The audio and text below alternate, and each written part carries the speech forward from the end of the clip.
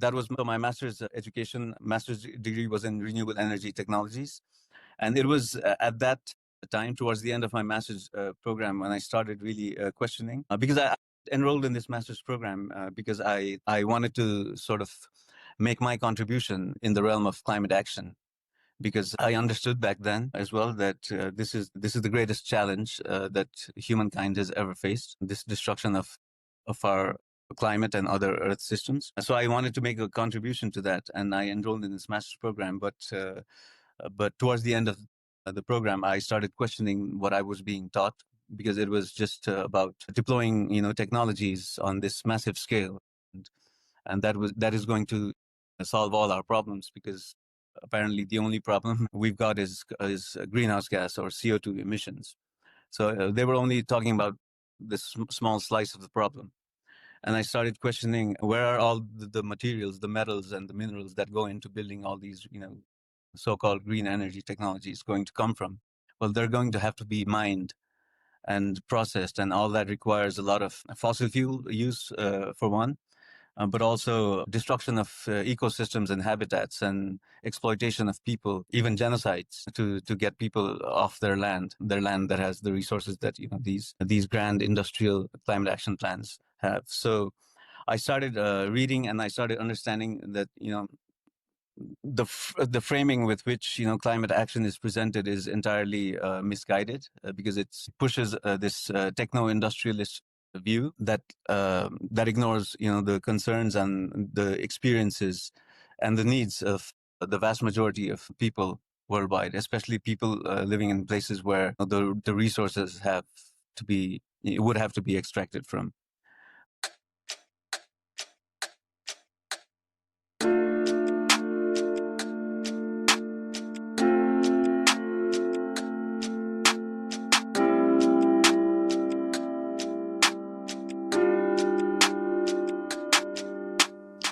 Welcome to Truth and Reckoning, a broadcast from CELDF. In this show, we'll learn from frontline organizers and communities fighting against environmental destruction. We'll explore different perspectives and innovative strategies for movement building, the potency and the potential of rights of nature, and effective action in defense of our communities. And we'll share inspiring stories of people working towards right relationship with the land and each other. I am your host, Max Wilbert.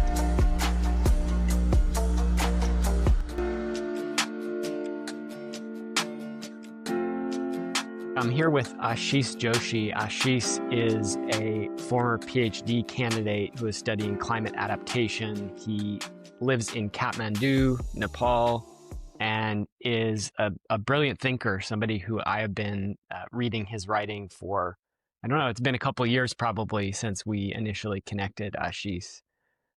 I joined an event that you spoke at last year that was a critique of the degrowth movement's approach to technology, climate adaptation, and the polycrisis that we're facing in general. And I thought your comments were quite brilliant and important there. And all of this led me to want to have this conversation with you, to expose more people to your thinking and the way you look at the world, hopefully so that you can educate people and help shift all of us, our movements, in a more effective direction, a more clear seeing direction.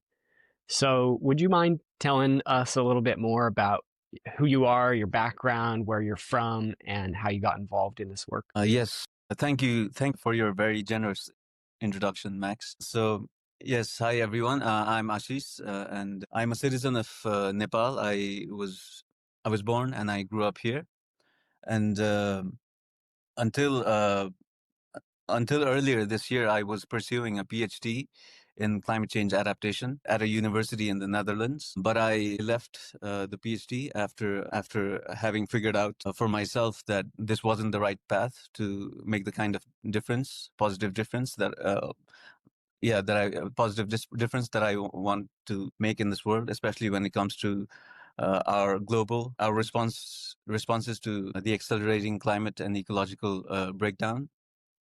as well as many social and geopolitical justices that are happening, accelerating worldwide, which ultimately have the same root causes as our destruction of the Earth's biosphere. So my 4 years pursuing the PhD there led me to conclude that there are many blind spots and flaws with the way climate and ecological action research is done. Research and education both are done in Western academia, or in academia in general, at universities and research institutes. And so I left. I had some significant disagreements with my supervisors as well. So I left my pursuit of my PhD, and I'm currently trying to make whatever impact I can in this area of work via public education and awareness. And I'm thinking of ways to start doing that kind of work. So there's more to come from me on that front very soon. But before the PhD, as I said, I was born and I grew up in Nepal, and at the age of 20, I went to the United States to get to pursue my undergraduate education. I got a scholarship at a university there, and I studied chemical engineering as an undergraduate, but I've never actually worked as an engineer. So I studied chemical engineering, but I wasn't really interested in pursuing that line of work.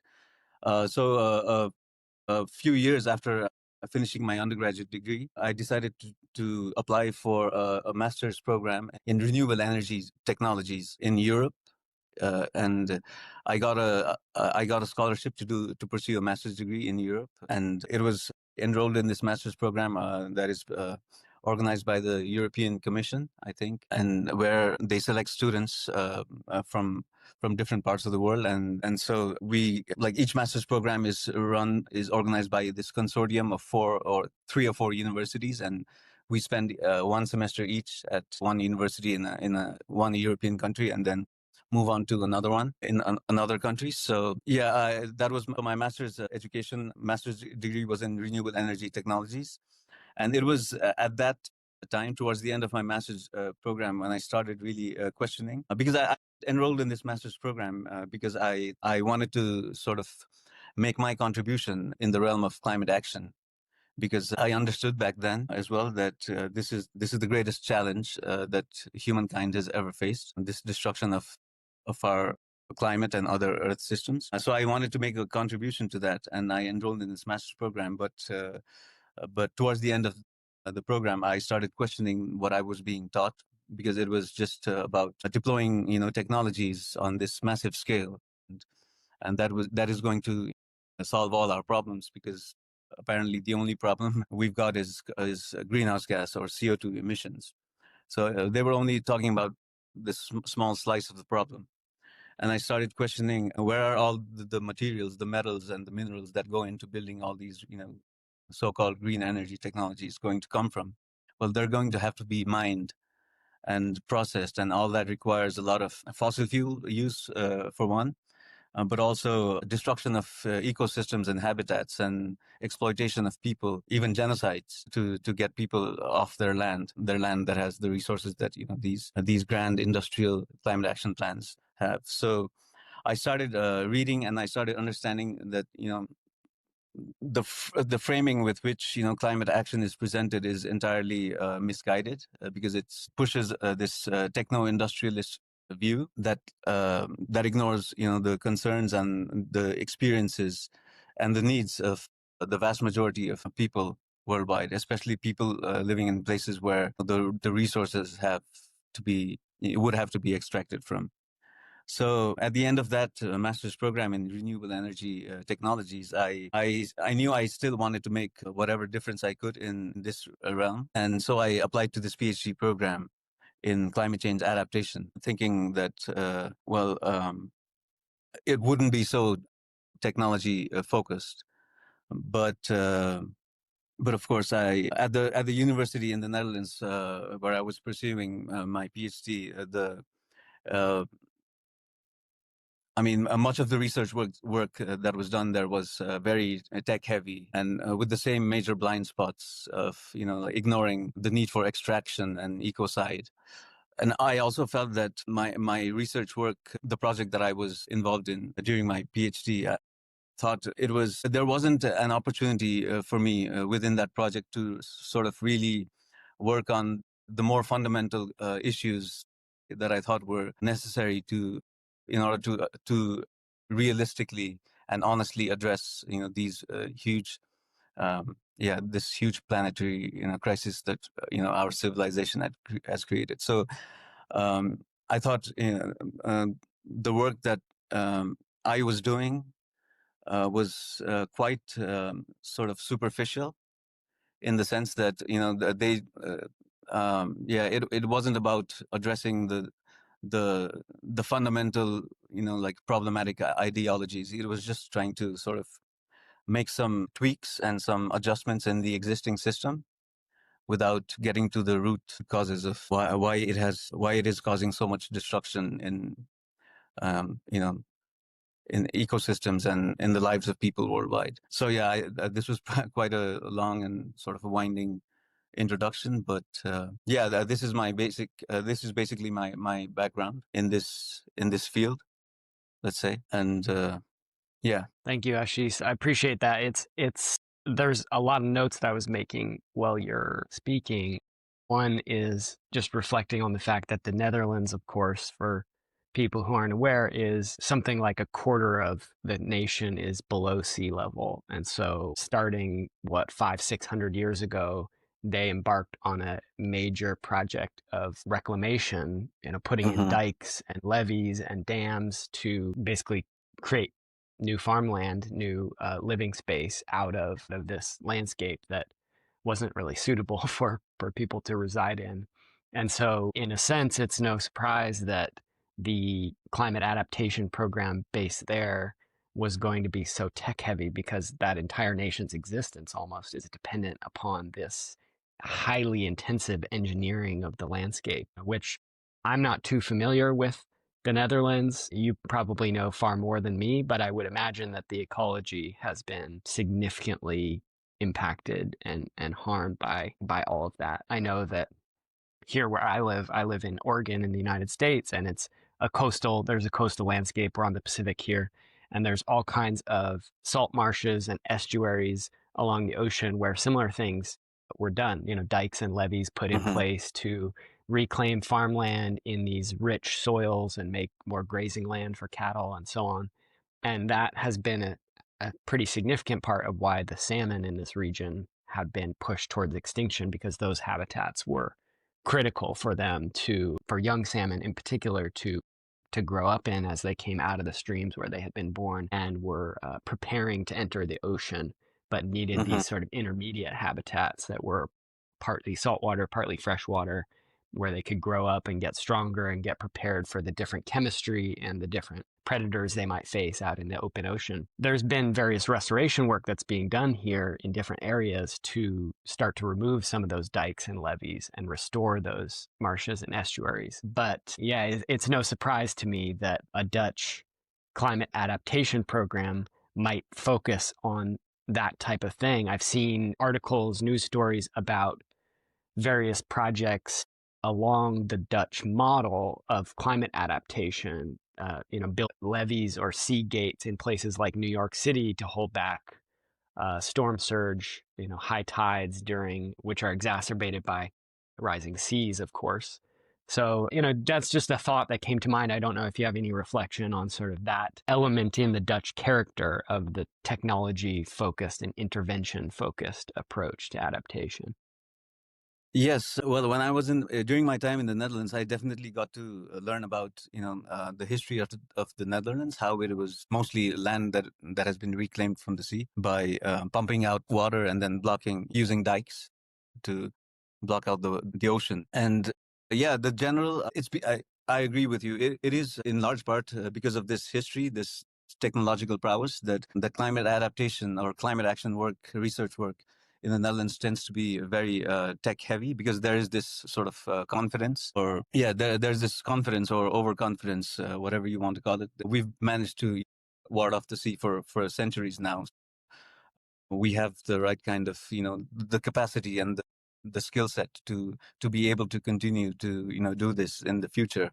But I think, but not everyone, of course, not all research programs are like that. There's also awareness that, because as you said, as it is the case in Oregon as well, there have been massive ecological problems that have that those dikes in that infrastructure has caused, because similar kinds of problems, the migration routes of fish, between the saltwater and the freshwater migration routes, those have been disrupted. And there's other problems such as salt intrusion in agricultural lands, for example, because of the unequal pressure of the ocean water. I think there's a very interesting mechanism why that happens, and hopefully readers will able to, hopefully we can, you may be able to share a link to an article or something, but basically there's an intrusion of salt water in the freshwater water table because of this artificial barrier that's been placed to block out the ocean. Those are, there are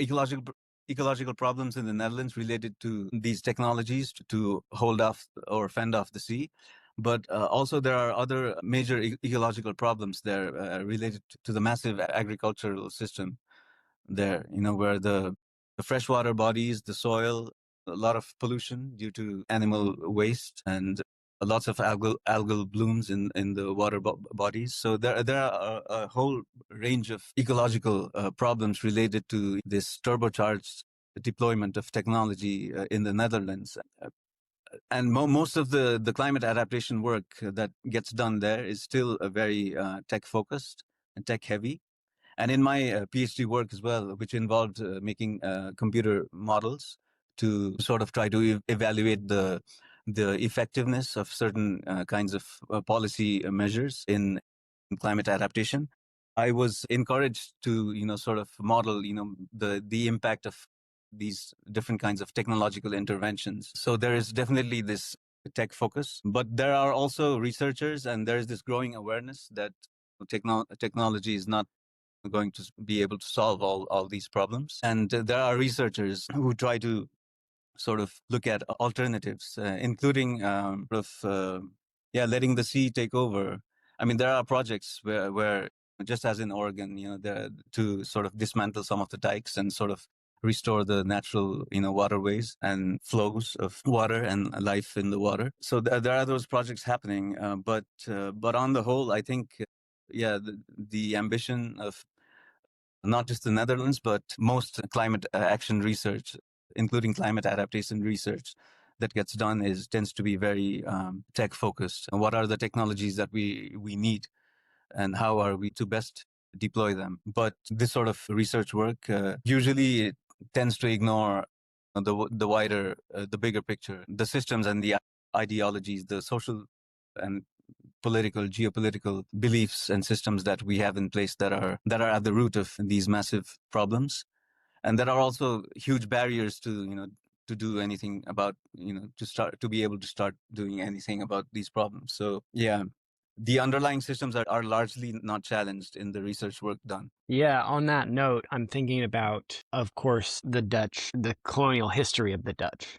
right? They invaded and took over Indonesia and much of the surrounding region. They had a big presence in southern Africa, eastern and northeastern South America, southern India. The revenues created by these colonial overseas empires were in large part what funded these projects of reclamation and agricultural expansion and domination. So I want to put a pin in that, because you made the comments earlier about how this sort of modern technological approach to solving or adapting to global warming, dependent on technology, requires and is linked to today different forms of exploitation, mining, even genocide, and various forms of harm to communities, which usually, but not always, are overseas, right? Sometimes they're sort of internal peripheries or internal colonies. but often they're overseas colonies or places which are being exploited. So I want to put a pin in that because I think that's a big theme of our conversation. But, I just wanted to touch briefly back, since we're on this topic, of the salmon here and the migratory fish there, and the extent to which some people might just look at that and say it's a technological problem itself. That's an engineering problem.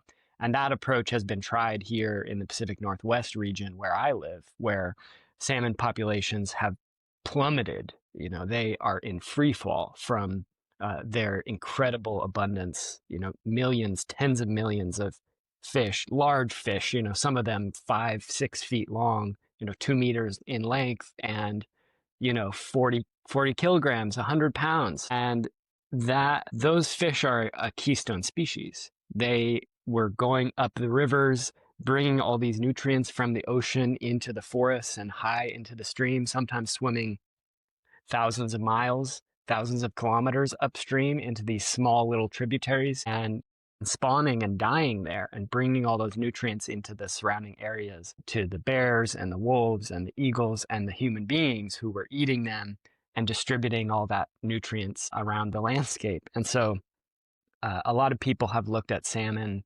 not just as this incredibly beautiful species, this keystone ecologically, not just a fish, but really as a crucial mechanism by which the entire ecosystem in this region functioned to cycle nutrients on almost a continental scale, from ocean back into landscape and then landscape back into ocean again, and thus keep the cycle of life flourishing and growing.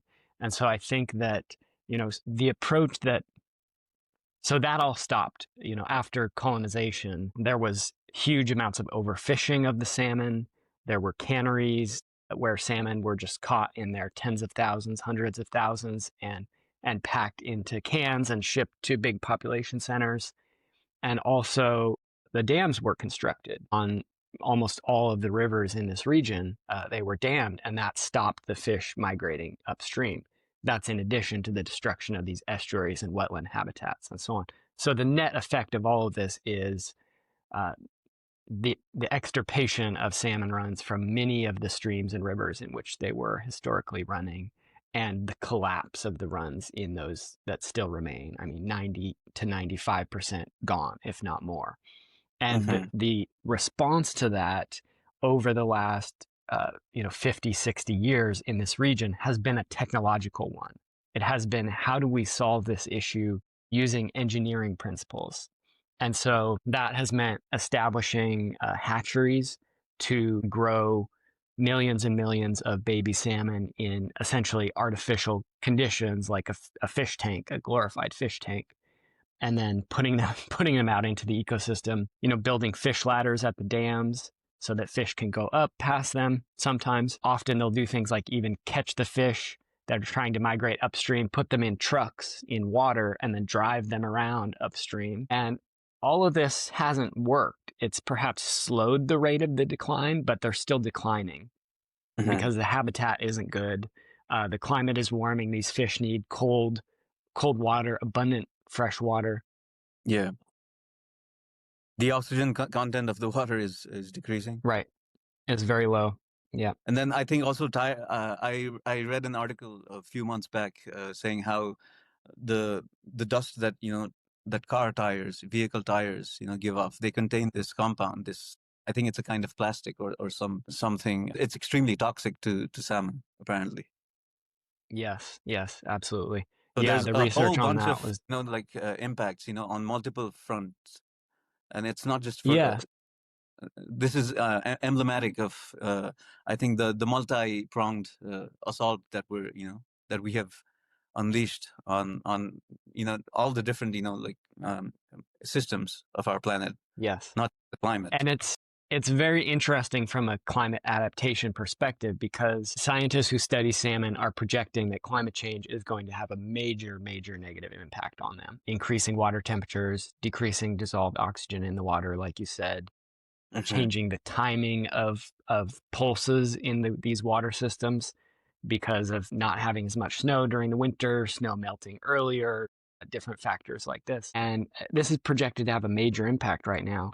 But for the time being and for the previous decades, the major impact on salmon has not been driven by climate. It's been driven by these other factors. That remains true today. And so often, like you were saying, these responses to climate change become blinkered. They become focused on one aspect of the totality of the ecological and social crises that we're experiencing in the world today. And that, in my opinion, leads to ineffective solutions. It leads to false solutions. And that's what we see with the salmon as sort of a poster child. And I'm not familiar with the migratory fish in the Netherlands, but I know they exist. I know throughout Europe, various migratory, I think they call them androgynous fish, which are similar to salmon. I think they're they're eels. born in I think they're streams. possibly eels. Yeah, eels too. In that Born part in of Europe. streams, and then they come Yeah. downstream to the ocean, live their adult life in the ocean, and then go back upstream to spawn. Those fish are struggling across Europe due to these factors. Yeah. I think, yeah, exactly. These kinds of, blinkered solutions, I think one of the major reasons, and this is something that, climate action research and academia, the entire education system has to reflect upon urgently, is that the higher education system is creating all these, like highly educated people, but the kind of education they're providing to people and the kind of research that they're also doing is very blinkered, as we've said. It does not include. I mean, one of the major sort of side effects, let's say, of the higher education system is, I think, that it makes its graduates and the people who work in that system think they're smarter than they actually are. Because well, once you go through all these years of education and training and you pass those exams, and it's a very hard journey to get those degrees and those qualifications. And once you get them, then I think it sort of instills this unjustified feeling of knowing a lot more than you actually do about the world. And yes, I mean, the system may teach you quite a lot about human societies and how we use technologies and many different aspects of human systems, but in terms of the way the world works as a biophysical, this kind of education, this kind of comprehensive worldview is sorely lacking. And researchers and students as well as researchers who sort of are involved who work in the realm of climate science or climate action, one of the great disservices that the academic system has done is to sort of instill this mentality of thinking that just because you have qualifications, the highest qualifications possible, means that you, or the work that you are doing, or the kind of thinking that you are habituated to is the right kind of thinking. Because if that were the case, then we might have seen some good progress on addressing all these major ecological problems that we've created. But as you've pointed out, the technological solutions that get designed and deployed usually tend to make the situation even worse in many cases. The best they've been able to do is perhaps slow down the rate of destruction, when at this crucial time, this unprecedented era in human history, where we're facing a total collapse of many different interconnected earth systems, this kind of blinkered view is lethal. It is proving to be very inadequate and dangerous and misleading. I think one of the great disservices that the education and research system has done is to sort of instill this false sense of security as well, I think, in the global public, that there are people who understand these things, who have the right kind of knowledge and expertise to sort of steer our societies towards a more sustainable path. I think the sense of false confidence, or the sense of that there are people who understand things, the complicated nature of the world well enough to sort of be able to propose technological solutions to these problems, or design technological solutions. I think this has been one of the major, what do you call it, the major harms, let's say, one of the major harms that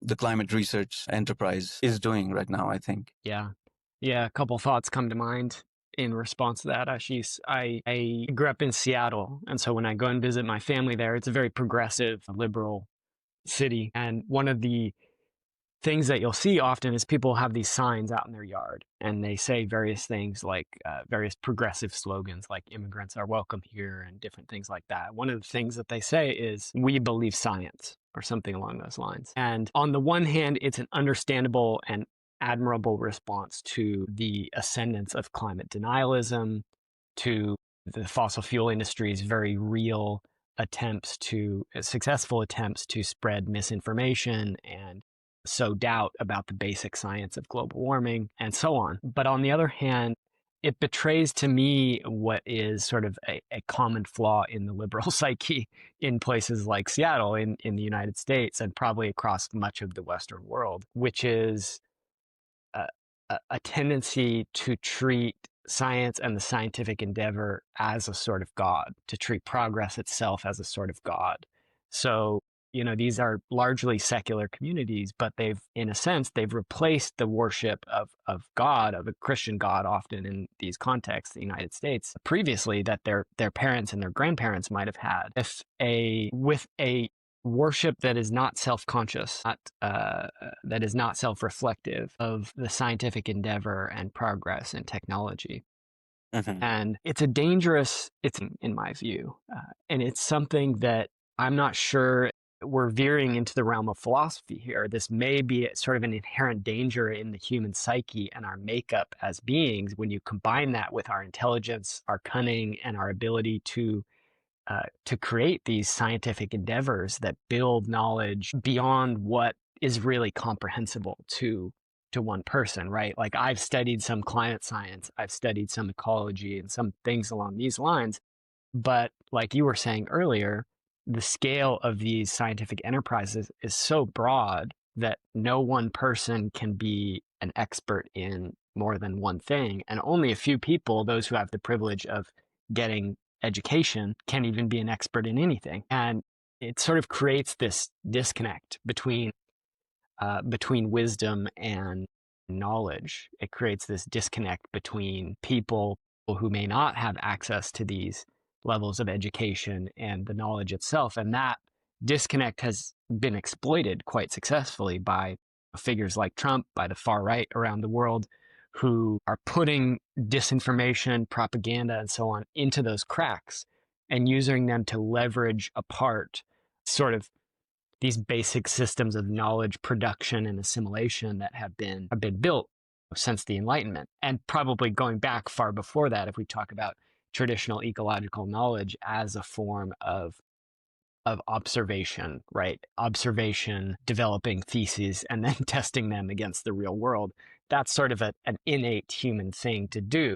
That's curiosity, that's knowledge accumulation. And so that, of course, goes back far deeper than the Enlightenment. But I've seen this process play out myself that you were just talking about, Aashis, in one, to sort of try and bring us back away from the philosophy, maybe, because we could go down that road for a long time. They're interesting and perhaps important discussions. But I, in 2010, traveled to the Russian Arctic with a group of climate scientists. And it was an expedition that was funded by the National Science Foundation here in the US. And the people who were participating were professors in climate science fields, limnologists, people who were studying oceanographers, people who were studying all kinds of elements of the carbon cycle, essentially, in these Arctic environments, as well as, postdocs and graduate students, and even some undergrads who were there to sort of get experience in climate research. And I was brought along under a new element in this program, which had been ongoing for many years at that point, I was an environmental journalism student at the time. And the idea was basically, scientists aren't any good at communicating about these issues. So let's bring along, some people who are professionals at communicating this complex science, trying to translate it into language that everyday people can understand. And what I found when I was there, which was very disconcerting to me, although even at that age it wasn't entirely unexpected, was that I found the climate scientists to be very, very naive. And these were highly educated people, people working at some of the most prestigious scientific and research institutions from around the world, not just the US. And they had an incredibly deep understanding of climate science, of carbon cycling, of all these dynamics. And yet, when it came to understanding politics or power or social change, they knew nothing at all. Nothing, essentially nothing. And I don't say that to disparage them. Many of them were great people, people who I personally liked and admired and think they're doing important work in the world. But many of them seem to be laboring under the apprehension that it was their role as scientists to provide high quality facts. Mm-hmm. Those facts would go into the public sphere via journalism, press releases, and so on.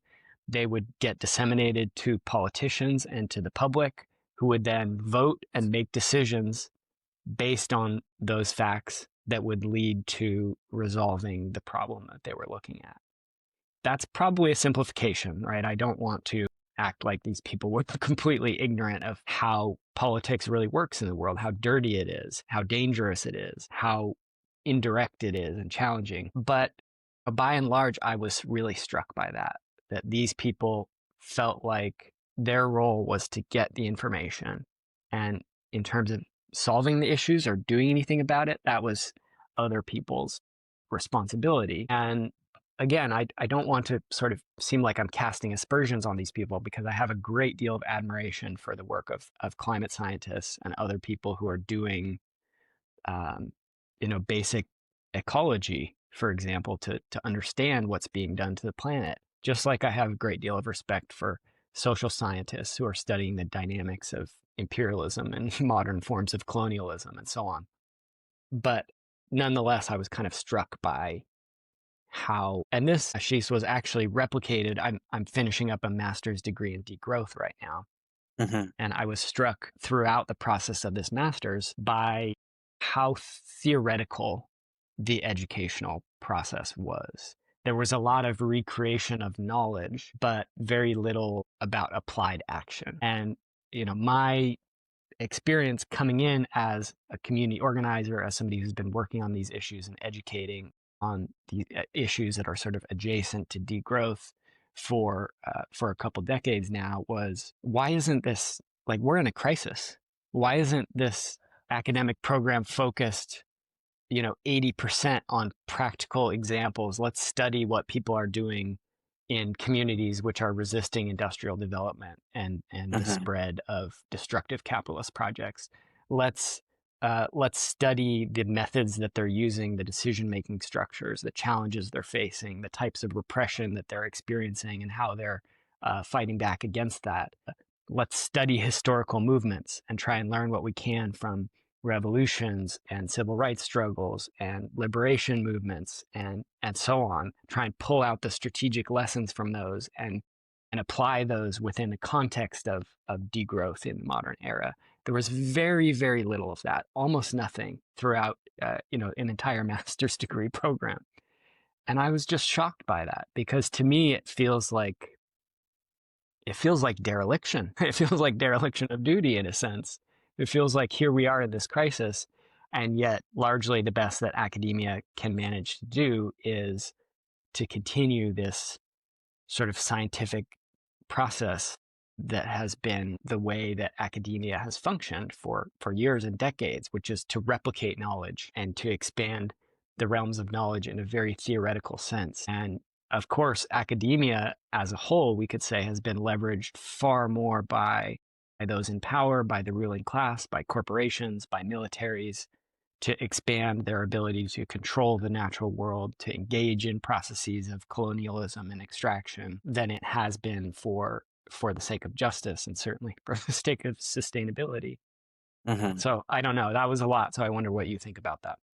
No, I completely agree. And you touched upon a very important point towards the end there, when you said that, you were completely shocked by by this dereliction of duty of, not studying, all these different resistance movements that have arisen in different parts of the world in recent decades and still do. And I think this is a very important point, because it shows to me how misguided, and perhaps this is by design, how misguided academia or the research and education, system is with regards to our responses to climate and ecological destruction, because I think the focus should really be on empowering people and communities. It should be on I think the main focus at this time, at this really critical, moment in our lives in human history, should be on figuring out how the global public might be able to regain the agency that has been sort of taken away from us by the ruling class over the past decades. And this process of stripping away, of depleting the public's agency, political agency, and ability to sort of envision the future and act upon it, I think this has been eroded significantly by the ruling class and the corporations they helm, by making us dependent on their systems for our livelihood, basically. And this is something that we desperately need to sort of escape if we are to be able to do anything about improving the situation, of halting the destruction that we're unleashing and accelerating on our planet. But instead, we have this academic and research system in which a select small group of usually very privileged, usually white people are put in positions of like doing research and figuring out, okay, this is what the future should be like, and this is how we're going. This is the path that that we advise the nations of the world, human societies, the global collective to take. I think that opens the doors to all sorts of abuse. When you have a small group of people, usually privileged people with a certain type of worldview that is inherently shaped by their privileged upbringing, I think if you have this small group of people creating knowledge on how to approach the major problems that we face, I think it's a system that is open to abuse. It's can be easily manipulated by those with power and wealth. And it is a way, I think, increasingly over the past few years, I've come to believe that it is a way, by design, it is a way to sort of erode the global public's political agency and concentrate it, certain institutions or certain types of institutions. And also, so in such a way that it's easy for the ruling class to set the agenda and the vision for the future. And they just, like tell researchers and educators to uh, sort of, think in a certain way, or to teach or to do research in a certain way or about certain topics. And I saw this when I was pursuing my PhD in the Netherlands as well, because much of the climate action work there is funded by these big corporations, by oil companies and petrochemical, like plastic manufacturers, and all these big companies that claim to want to be more sustainable. They throw around some funds for renewable energy research and development and that sort of thing. But I mean, it would be entirely naive to believe that they have any intention of actually reducing their environmental impact. For them, it's profit is the only motive that they have. And they've made it clear as well over the past few years. I mean, several times we've read news that this big oil company, they sort of make these targets to reduce their emissions by, I don't know, let's say 50% over the next 10 years or something, and then they do nothing over the 10 years, and then after a few years they just said, oh, we're going to scale back the target, or we're going to ditch it altogether, or it never, their plans never materialize. But these institutions, these academic and research institutions, they continue to work with these deceitful corporations. They take funding, so in the end, it's also a very careerist sort of enterprise. The climate action academic and education system, because it's about people's careers, where the funding comes from. And in the modern neoliberal capitalist world, the funding comes from these corporations and the massive profits they generate from wrecking the planet and the lives of people and non-human living beings all over the world. I think, I'm very suspicious. I'm suspicious of the academic and research enterprise, although there are many people who are genuine and who are honest and who try to do good work, who are aware of these major problems with academia. But I think that that's not a significant, or that's not a large portion of academics.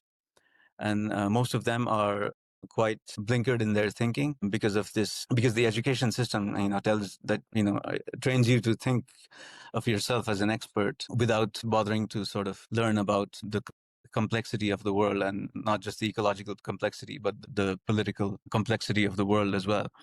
And many of these researchers, I think, for many of them, it's also down to ignorance. Again, the education system with its blinkered, like, silo thinking, and training people to be effective in certain kinds of professions or in certain kinds of disciplines. I think that's that kind of highly specialized way of going about things. I think it's one of the major flaws in the way we globally approach our response or potential responses to climate change. I think from a very early age, it should be absolutely like mandatory to educate people, since from the time they are kids, to have a sort of a more comprehensive, holistic knowledge of the world and the different systems and components that make it up. But that is not what the modern education and research system does. It sort of tries to create silo thinkers, because I think when you have silo thinkers and people who are highly specialized, I think it's easier to control people. If people in society are highly specialized, then they become dependent on the system for their livelihood. And I think part of it is, I don't know what part of it, but some part of it certainly is by design that this is the case. And I think if the education system were to go about, doing a good, honest job of really educating people, I think at this time it is absolutely essential for everyone to have sort of a basic level of ecological and ethical education. And this includes knowledge education on, historical and ongoing geopolitical injustices, especially arising from Western imperialism. The education system changes in that direction. I find it hard to see how it's going to be relevant or helpful in addressing the existential threats we've created for ourselves. Absolutely. Yeah, that's very well said. I would be curious to learn your thoughts about this aspect of, there's many things that, we need to question, and academia, the education system needs to question. And one of them is this modern system in which, we are highly specialized in the kind of work we do for our livelihood. In the past, our ancestors were not so specialized, and not being specialized is, of course, perhaps you don't scale the heights of, intellectual achievement so much, but it's more equitable. People are more educated and able to understand, what the problems are, and whether the solutions that are being proposed are going in the right direction, or whether they ignore some, like things that, should not be ignored.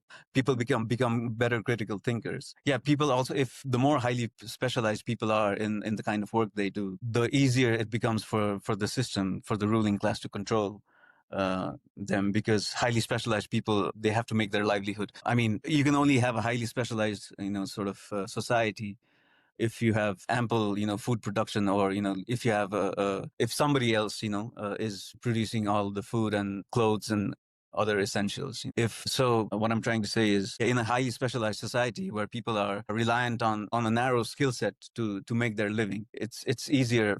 I mean, they become so dependent on the system to make their livings that it becomes easy for the ruling class to control them, and it becomes hard for the people to escape that kind of system.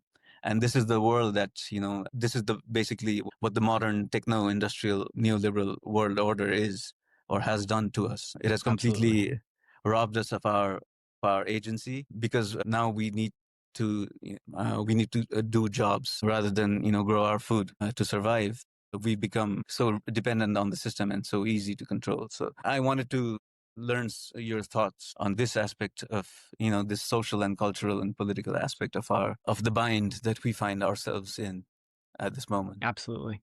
Yeah, absolutely. And, I have a lot of thoughts on that topic because, my ancestry is European. And you go back far enough, and my ancestors were indigenous people. They were living on the land in Europe. They were living in traditional ways, sustainable ways, in deep, ongoing, multi-generational relationship with place. And eventually they were assimilated into empire, largely through the expansion of the Roman Empire and then subsequent empires. My ancestors were, in a very similar way to what happened to what's been happening to indigenous people in North America. There's a process of conquest, assimilation, integration into power structures in different ways. And that obviously happened thousands of years ago in Europe. And so that's happened in many different places around the planet at different times. Both of us have critiqued the work of Jason Hickel quite a bit, but one term that he introduced me to that I liked was forced proletarianization. And he was talking about a process whereby communities and people who are relatively self-sufficient and can provide for themselves are forced through conquest, through economic circumstances, through other means to participate in a wage economy, essentially, to provide for themselves. And that is the process by which empires expand their power. They incorporate new labor power and new lands into their empire. And this is a process that empires throughout history have engaged in. The United States and its allies today are no different, in a similar way to, I don't see China as being substantially different from this, right? They've worked to proletarianize through a process of forced proletarianization to expand their labor force to gain access to new lands and resources through various forms of economic and sometimes military colonialism. But of course, the United States has kind of been the dominant player on that field for a long time and remains that way today. And Europe as well. Of course, we talked about the Dutch colonialism. There's a quote that I often refer to. I don't have it handy, but it's something along the lines of, the West won the world not through superiority of thinking, philosophy, or culture, but through superiority in applying organized violence. Westerners often forget this, but non-Westerners rarely do. And, I think that's the reality that is so often lost, especially in fields like academia, where information is kind of sanitized and you're trying to take your objective, you're trying to be objective, and you're trying to take your perspective out of it. You're trying to not look at, politics is far too complicated for most scientists to study. Social sciences aren't considered hard sciences. And it's because there's no right answer, right? You can't do the chemical formula or balance the equation or run the numbers on the model and get a clean answer out of it. You're dealing with these inherently slippery, highly complex, changeable subjects. Chemistry doesn't change, right? Physics doesn't change as far as we know. So those are considered the hard sciences. And so across academia, I think you've got this situation where academics have simply, in large part, shied away from engagement on these topics. That's not true entirely. And that's one reason why the Trump administration, for example, and oppressive governments throughout history and around the world have targeted academia for repression, because knowledge, when it's combined with, the academia and learning and schooling and education, when it's combined with realistic and radical knowledge about politics, about colonialism, about empire and violence and how these systems function, is highly, highly dangerous to the status quo. Most revolutionary movements have been led and organized by people who have quite a bit of education, because they've read widely, they've studied philosophy, they've studied law, they've studied these topics and understand sort of how society functions, how economics function, and it's led them to this place where they can do these things. So those in power target academia, and that's one reason why academics often keep their heads down on these issues. They don't want to be targeted. They don't want to have the head of their department come talk to them. They don't want the dean to get mad at them. They don't want to lose their funding for their research project, right? They don't want to be targeted for various forms of harassment, a cancellation, a blacklisting. So I think one response to that is simply courage. I think we really need academics to have courage and to stand up against these things. But even then, I think there remains an inherent danger in the sort of culturally blinkered silo effect that you talked about earlier. I don't feel like I necessarily have the easy solution to that, but in theory, I think there's certainly a lot of value in sort of a classical education that covers a wide range of topics. I mean, this was the whole idea of a liberal arts education, which, there's a lot of critique of those institutions and that history that emerged from. But I think there is a lot of value in trying to, if you're going to educate people, teach them history, teach them politics, art, philosophy, science, mathematics. Try to educate people to be well-rounded, to understand a wide range of topics, and to understand them in relationship to each other. Because I think that fosters a sort of complex thinking, a systems thinking, which is so often lacking in academia and in the culture at large. Mhm. Yeah. So I guess that would be my initial thought on that, Aashis. I don't know if that makes sense to you as well.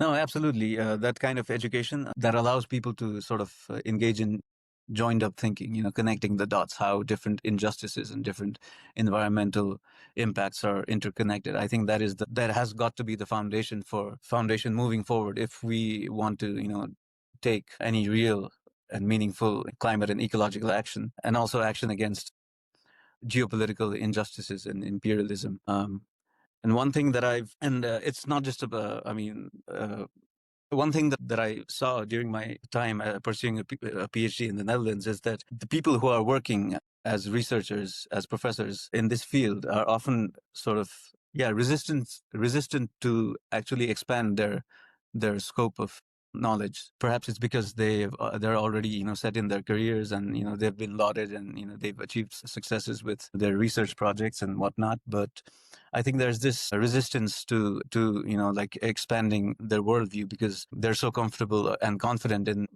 their way of thinking and their solutions that they have been working on. Yeah, especially people who are working on technological solutions to climate change have this sort of attitude.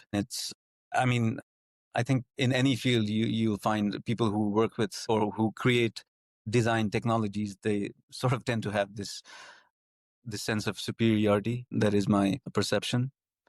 But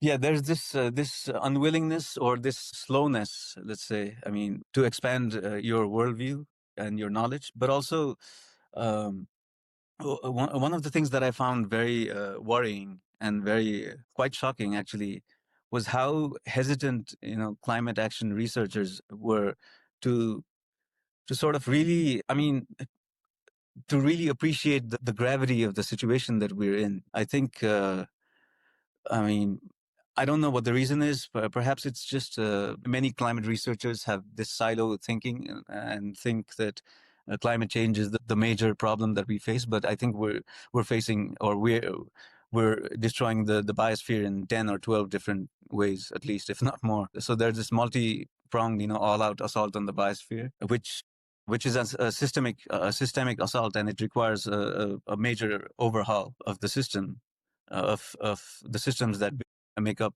modern human civilization. But there's this unwillingness to also acknowledge the gravity of the situation. I think people just put it into this climate change box, and then it becomes easier to manage or think about. But and it becomes perhaps easier to sort of focus your blinkered attention on.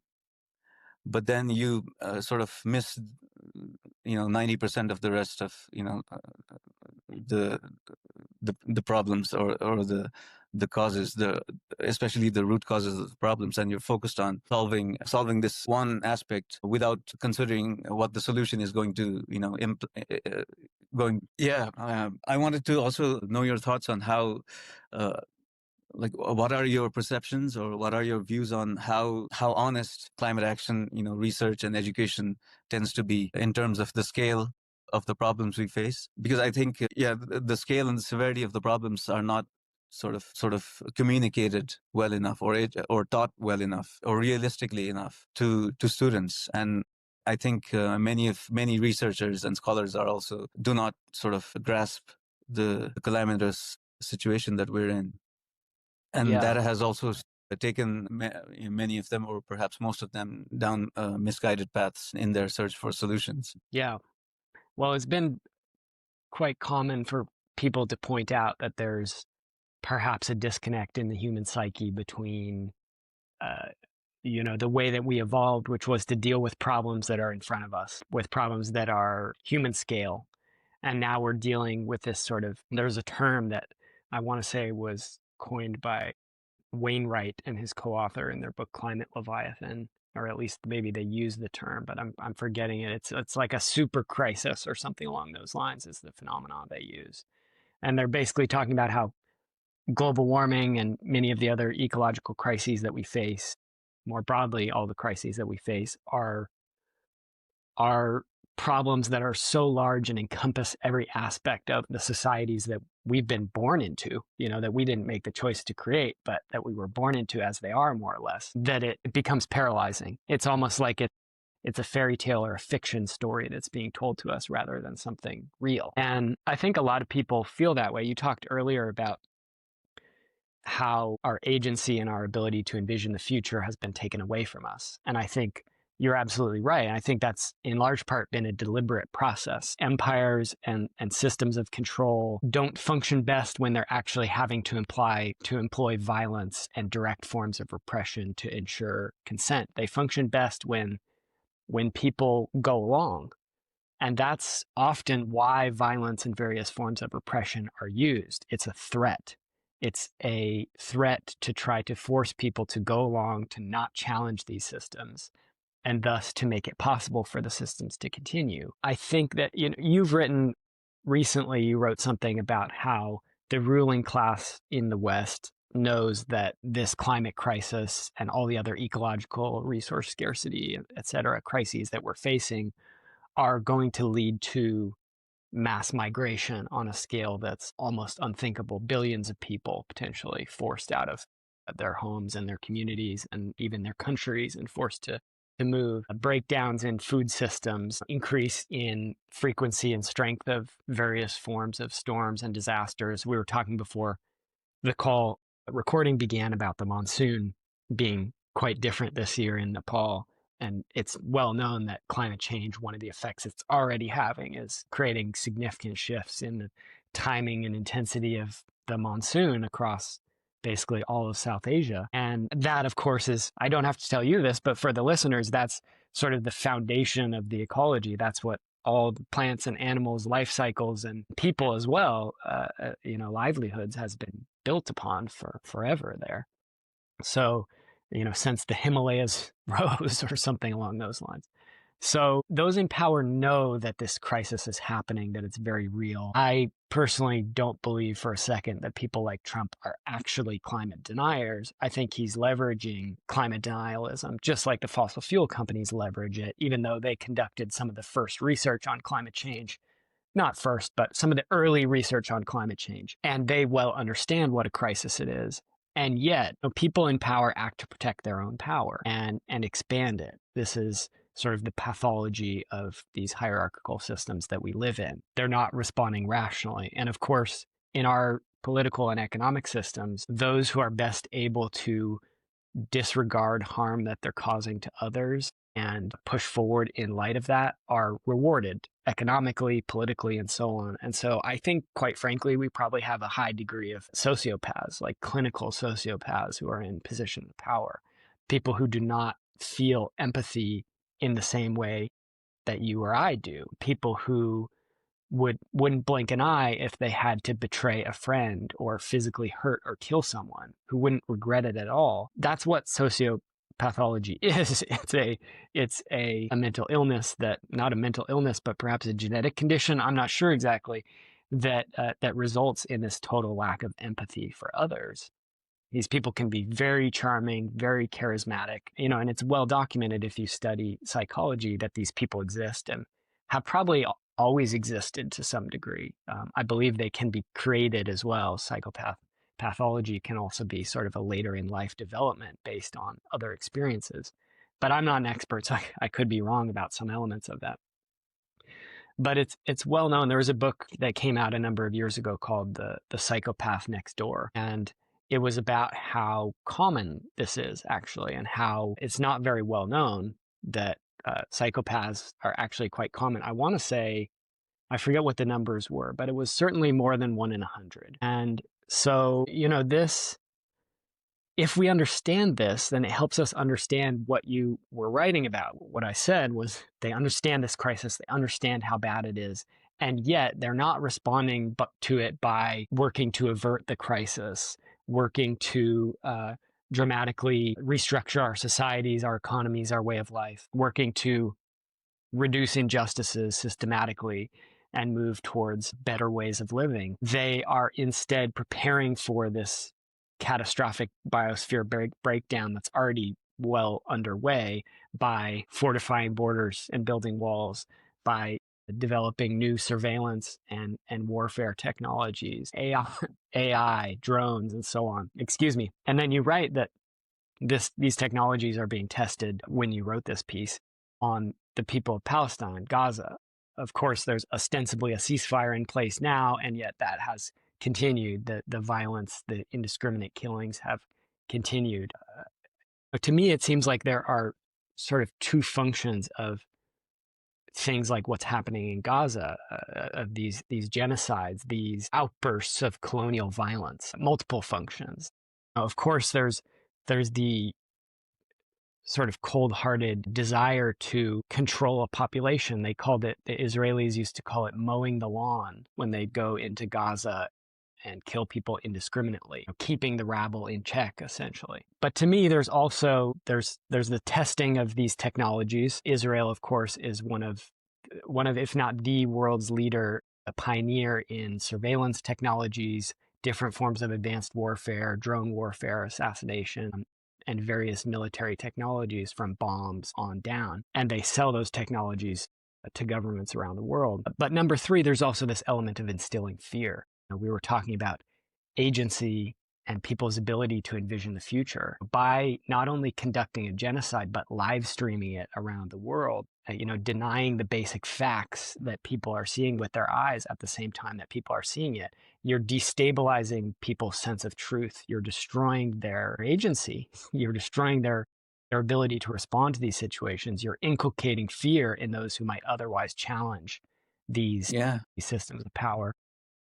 They're crushing our spirit as well. I mean, of course, the spirit of the Palestinian people, but also globally. Yes, absolutely. So I just wonder if you can respond to that, because it seems to me that this fear campaign is so essential, and I often think that more than anything else in this time, what we need is courage. We need to find our heart in all of this, because it's so easy in the face of a genocide to become numb, to turn away, to close your eyes, to close your heart off, to lose your empathy out of overwhelm, out of fear, out of cowardice, out of different things. And I just wonder what you think about that as we transition towards how do we respond to this crisis? How do we move forward in a positive way as communities? How do we resist the destruction and effectively push back against these imperial escapades and regain our agency and our ability to act? Yeah, that is a very difficult question to answer. I mean, what can we do? What are the steps that we need to take in order to right the wrongs that are going on in the world, and also try to halt the destruction of the biosphere? And you're right. I think it would be naive to sort of believe that the politicians, especially the Western ruling class, are not aware, as they claim. I mean, if you just judge by the words they say or write, you might think that they don't understand the situation. But it would be naive to believe that they don't know, because they've got some of the best scientists and advisors, who I think understand the reality of the situation very well, perhaps better than most people in the world do. So I think they are getting good information, realistic information about where this crisis is headed and the kind of world that we're plunging into. But of course, their focus is not to make sure that people are able to survive, or there are equitable opportunities for people to survive in this world, survive and live. I think their focus is obviously to maintain their power and their wealth. And so their work is to sort of sow doubt and confusion and in the public's mind about the reality of what's happening, and to keep the public unaware and miseducated about the scale and the severity of the poly crisis that we're facing. They have these vast systems, powerful agencies, the media, and I think academia is also partially, at least, part of their toolkit in sort of keeping the public miseducated and unaware. So I think the most important, or the foundational step that we need to somehow try to take is to get this awareness across to the global public about the reality of our situation and the root causes behind global environmental, ecological, and social political injustices. And I think if the global public were able to grasp how all these different problems are interconnected and sort of join the dots with their root causes in the modern techno-industrial capitalist systems, then I think we would have taken the first steps towards figuring out collectively what we should do.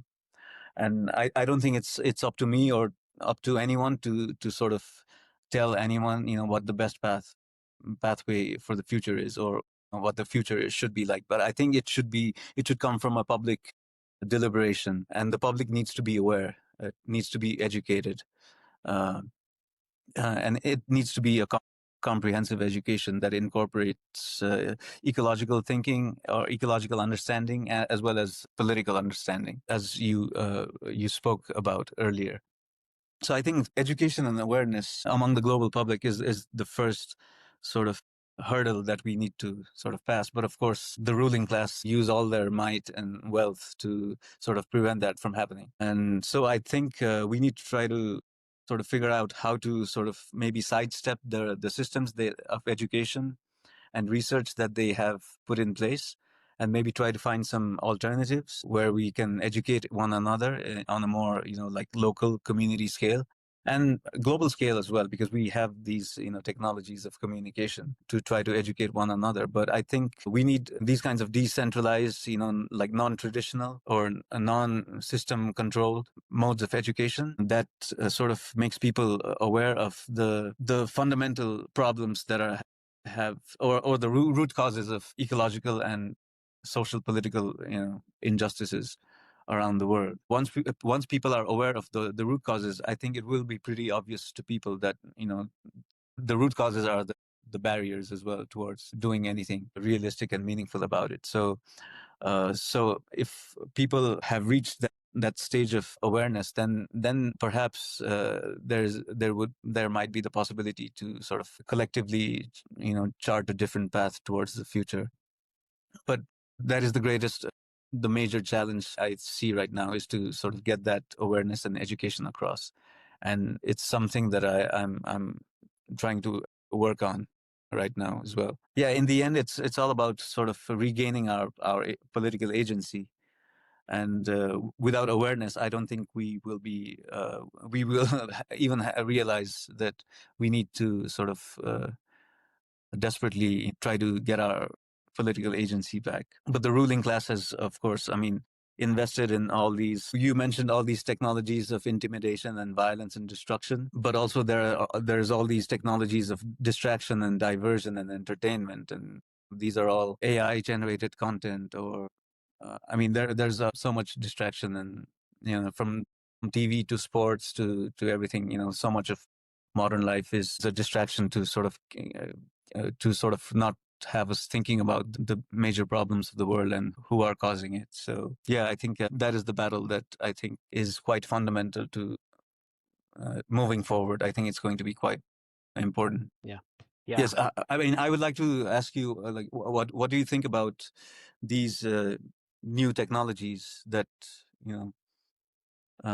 that are being introduced in the world rapidly. AI and AI is the a major technology that's sort of steering global culture. Yeah. Well, it seems to me that it's a disaster in every possible way. It's ecologically, socially, politically, AI is leading us further into disaster quicker than ever. It is mainly benefiting the largest corporations on the planet, militaries, and repressive governments in various ways. It's mainly being used as a form of mass surveillance to supercharge capitalism, business, and commerce, which essentially means extraction around the planet. And of course, it's being used by militaries for targeting, for weapons development, and as a form of cyber warfare itself. So, this is emblematic of many of the technologies that we're facing. And we're seeing that with technologies like AI, we're seeing it with drones, we're seeing it with all kinds of things. The military, for example, their use of AI, not just for cyber operations, but also for targeting, for intelligence gathering and analysis. Any use that activists or, people like you and me put these tools to is going to be completely overshadowed by what corporations are doing. Of course, there was a scandal recently where Microsoft Corporation has been advertising their AI as being, Copilot, as being of great use for climate research. And they had some employees who ended up quitting and blowing the whistle on them because it was the technology that they were developing ostensibly for climate was being used by oil companies for enhanced oil recovery. And so, this is something that we see. There's these paradoxes that the technologies that many people believe are most useful for empowering us through conversations like this, exchanging information globally, spreading awareness of these issues, I think they're being used much more powerfully to destroy the planet and to increase the pace and scale of exploitation and destruction than they're being used by our movements, unfortunately. Does that mean never use the technologies? In my opinion, no. They exist, and whether or not I use them or you use them will unfortunately not be enough leverage to shut these platforms down. And so, if we can get some marginal benefits for them, for our movements, for transformative, revolutionary social change, then I think we should pragmatically adopt them with caution in certain circumstances. But we need to understand that these are not sort of utopian projects or pathways to sustainability and justice. They are largely tools that have been developed for expanding the power of empire. And, this is one way that I think about renewable energy technologies, for example, is many people look at renewable energy and they say, this technology is beautiful. It was developed to produce energy without carbon emissions, and it represents a pathway towards a more sustainable future. And in my view, it's more accurate to say that we live in a global industrial civilization which has been constrained by energy availability and is being increasingly constrained as fossil fuel reserves, especially conventional, easy to access fossil fuels, are becoming more and more difficult to access. The energy return on energy investment is getting lower and lower. And so to enable increased growth economically, globally, which essentially means more extraction. When I say growth, I sort of use that as a proxy for the war against the planet. More energy is useful to that process. And so I think it could be just as correct, if not more so, to look at renewable energy technologies as a strategy to increase energy availability to industry and to power growth than as something that has anything to do with reducing greenhouse gas emissions. It's a response to scarcity and an attempt to bypass it. Just like nuclear power is being pushed quite heavily now because of the high energy demands of AI and data centers. So nuclear power is not being promoted there for any other reason other than increasing energy availability to power these data centers, which are highly profitable, which are very useful to those in power in their geopolitical designs, and also, to militaries and corporations. So this is the crisis that we find ourselves in. I think that these technologies can often be to those of us who, are in the general public. Another example of this that's less sort of on the deliberate manipulation side and more on the unintended consequences side is that the spread of cheap solar panels around the world has led to, in certain regions like parts of Pakistan and the Punjab, it's led to rural farmers being able to install deep wells to pump water out of aquifers in places that was not possible to do so before, possible or cost effective, because there was no grid electric tie-in and they had no access to generators or cheap enough diesel to run generators to pump with fossil fuels. And that's leading to faster aquifer drawdowns in these regions. And so in a situation like that, the increased availability and lower prices of solar panels is not actually reducing carbon emissions because there was no carbon emissions happening in that specific site before. What it's actually doing is simply increasing water extraction. And so these unintended consequences are quite common across the world and across different types of technologies. One example that I talked about in my book is that in the United States, when the automobile, the car, was first introduced, it was hailed widely in newspapers, in public discourse, as a solution to the pollution problem that was being faced by cities at the time, which was excrement from horses. Because there were thousands of horses in the cities. Horses were drawing carriages, they were moving people around, moving freight around, hauling cargo, and these horses would poop everywhere. And it was a major pollution and public health issue in these cities at the time. And so when the car was introduced, people thought this was a solution to that issue. And, here we are now, however many years later, 150 years later, 125 years later, and not only are cars one of the major sources of pollution in this country and around the world, but they're also how many people are killed in car accidents. I think more people have been killed in car accidents than in all the wars of the 20th century combined. So, and that's not including if you calculate the climate impact and the amount of future deaths that are likely from the climate impact of these cars. So this so-called solution is going to result in, and is already resulting in, not just millions and millions, hundreds of millions likely of deaths in the future, if you include the climate impacts, but all of these other runoff effects in terms of mining impacts and so on. So, I tend to be quite critical of technological solutions for this very reason, because they're usually exploited by those in power for their benefit more than anything else. And because they usually have major unintended consequences that sometimes we can't even think of before they surface. And that's why I tend to gravitate towards the simple and the time-tested ways of living. People have lived sustainably on this planet for thousands and thousands of generations. And that has happened in many different ways, in different places around the world. People have gotten their food in different ways, made their homes in different ways, had different relationships and political structures for governing their societies and relating to each other and the land around them. But they all share certain characteristics: a relatively small scale, low energy, based on local resources, built on some sort of ethic of reciprocity with the non-human forms of life and the landscape around them, often with ethical, political, and spiritual systems built around that ethic. That's what's time-tested. That's what actually has been proven to be sustainable.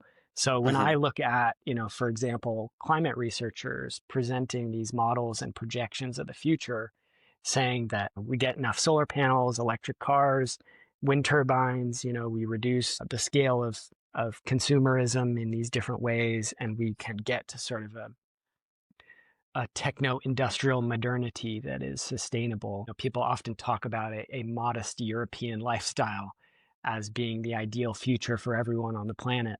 Not only is that quite literally Eurocentric and culturally blinkered as a vision, but to me, that's something that only has ever existed in models. There has never been a sustainable techno-industrial modernity. It's a theory. It's an idea. It's a fiction. It's a figment of these people's imagination. And they're very smart people who are getting paid, in many cases, a lot of money to produce models and do research on it to, create what are essentially glorified fairy tales, these models and these papers and these projections that say we can do this and it can look like this and it can be really beautiful. I have a lot of doubt about the models that they project and that they show. And that doubt is based on the preponderance of the evidence, which is that has never been done before without incurring vast ecological costs and without requiring huge amounts of colonialism and exploitation around the world in the supply chains. Yeah, I absolutely agree with you, Max. And I think one of the reasons that, these glorified fairy tale solutions, as you put it so well, I think one of the reasons why they are pushed so much by policymakers, by experts, by researchers, I think is the fact that, in the modern world, we have gotten too used to certain comforts. We are shielded from the forces of nature by our technologies, and we don't have to apply so much. I mean, for most of us, at least the two of us, and most people who will be listening to this podcast, we don't have to work hard physically. Life is very easy for us in terms of the amount of physical exertion or effort we have to put in to sustain our lives. And I think part of the reason that the solutions that are proposed for the climate and ecological crisis tend to be very tech focused is because most people, certainly the people who are proposing those solutions, seemingly cannot imagine an alternate lifestyle, which is going to be harder. I'm pretty sure it's going to require more physical work. It's going to require a broader skill set in terms of, like, for example, growing your own food as much as possible, or making your own clothes, or basic stuff, essentials. So it's going to be and it's going to require more collective living and collective action, more community based sort of existence. And this is kind of like, I think this is a mental barrier that people are unable to sort of even dare to cross or try to it's a huge mental barrier for people. And I think this unwillingness to sort of imagine that life at this level of comfort and luxury is, for at least for 8 billion people, it's impossible to sustain. And yet the people who have been put in charge of making decisions and sort of doing studies and figuring out pathways to address our problems are basically sort of stuck in this way of modern thinking, where they rule out all these alternative possibilities, ways of living and relating with one another that our ancestors that's how they lived and that's how they went about their lives. But apparently in modern times, that way of living is sort of, I don't know, there's a stigma attached to it, or some thinking that is sort of primitive or backward, or it's like it goes against all the awesome progress that we've made over the past at least a couple of centuries. So yeah, I think this is a part of the dishonesty of research and education that gets done in this arena of climate and ecological action, that the full range of possibilities, the spectrum of action and work that we could do is limited by this narrow, select group of privileged people who have decided that, having to work hard, do physical labor to make our livelihood is in some way going backward or primitive. Yes. So this is something that I often think about, and I wonder if you have anything to say about that. Yeah, absolutely. And this was sort of the foundation of a recent piece that I wrote about. It was called Decolonizing the Degrowth Movement's Imaginary of Technology. And I was critiquing specifically a piece that Jason Hickel, who, for better or for worse, is sort of perceived as the leader, the most prominent figure of the degrowth movement globally, and who both emerges from and replicates, in my view, a very Eurocentric approach towards these issues. There's a lot of his work that I admire and respect, and he's quite an intelligent person, so I don't want to sort of cast general aspersions on him, because there's some things I think he gets very right, but there's other areas that I have significant disagreements with him. And he wrote a piece in the Monthly Review that was basically opposing. It was talking about how the degrowth movement embraces technological innovation, technological progress. And this is actually, if you look at the history of the degrowth movement, and where it emerged from, some of the early thinkers like Serge Latouche, who actually proposed a moratorium on all new technological development in recognition that there are these unintended consequences and that the development of new technologies is biased inherently towards increasing the power of those in power, the ruling class, and the institutions that they uphold. That these things are inherently dangerous, that technology is usually not neutral, that usually it is biased in one way or another. It creates unexpected outcomes. And yeah, so I think that I tend to align myself much more closely with the worldview that you're talking about here. I'm reminded of Arundhati Roy, who wrote a piece a number of years ago in which she traveled to a region in central India, I believe, where Naxalite rebels have been fighting against essentially corporate government joint major industrial development projects, logging, mining, and so on, different forms of extraction and so-called development. And she interviewed people there and wrote a very powerful piece about her experience. At the end of her piece, she said, if there's any hope for the world at all, it does not live in climate change conference rooms or in cities with tall buildings. It lives low down on the ground with its arms around the people who go to battle every day to protect their forests, their mountains, and their rivers, because they know that the forests, the mountains, and the rivers protect them. I think that's why, I named my newsletter Biocentric. That's why my work is about trying to shift this, because I think that once we get out of that hubristic imperial mindset, which I think even has infiltrated much of the anti-imperialist left in the West, especially, but even elsewhere, then I think that's where we're actually going to find ways to move forward. And I don't think it's progress in the sense that that Hickel was writing about. There's an old quote.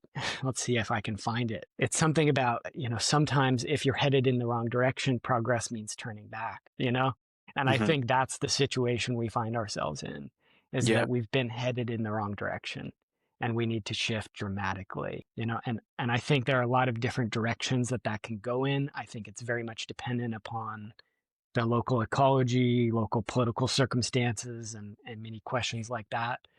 I certainly am not going to have control over the course of the future, in any significant way. But, like you, I'm trying to do the same thing, educate people, spread awareness of these issues, try and build grassroots people's movements, both for sort of real forms of climate resilience, unlike what you were often given in your PhD studies, and resisting the encroachment of corporate power and empire around the world.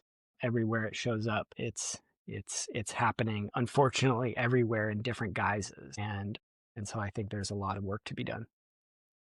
Yeah, Max, I agree with you completely. That's the kind of work that I myself try to do. Yeah, hopefully we can keep discussing about these important topics and try to inspire and educate and empower one another moving forward.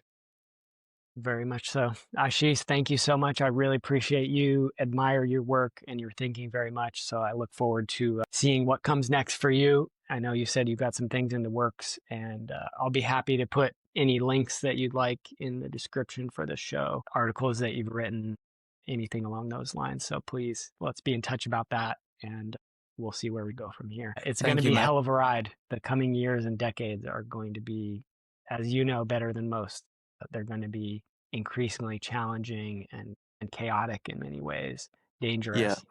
And yet I think in that also resides opportunity, because the oppressive systems and structures of power are themselves going to be challenged by this ecological breakdown. And that means that we have opportunities to help topple them and build something better. Yes, definitely. Change is coming no matter what, and it's going to be a cataclysmic change. So many things that we see as invincible or set in stone are not going to be around in the same way or form as they are today. So there are opportunities despite the overall grim prognosis of the situation. This is these are opportunities that we need to be prepared for, I think, to gain our agency back as people. And thank you very much, Max, for inviting me for this conversation. And I look forward to learning more from you and having some more of these discussions in the future as well. Absolutely. Yeah, you as well.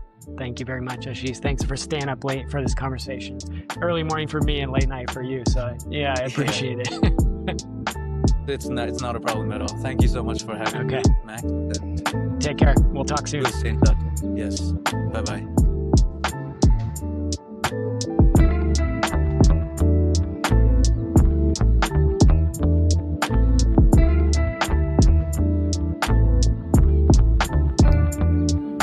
I want to thank you for listening to our show and let you know a few ways you can support Truth and Reckoning.